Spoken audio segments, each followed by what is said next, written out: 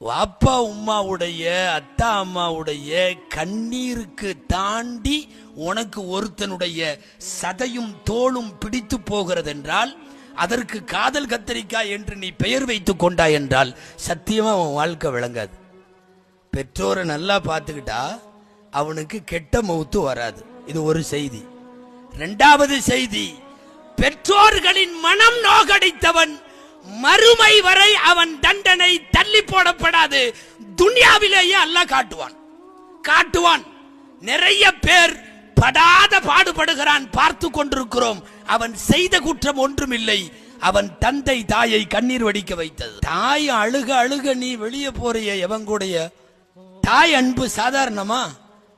உன் தாய் உன் மேல வைக்கிற பிரியம் தாய் முடிவு செஞ்சதல்ல, அல்லாஹ் முடிவு செஞ்சது.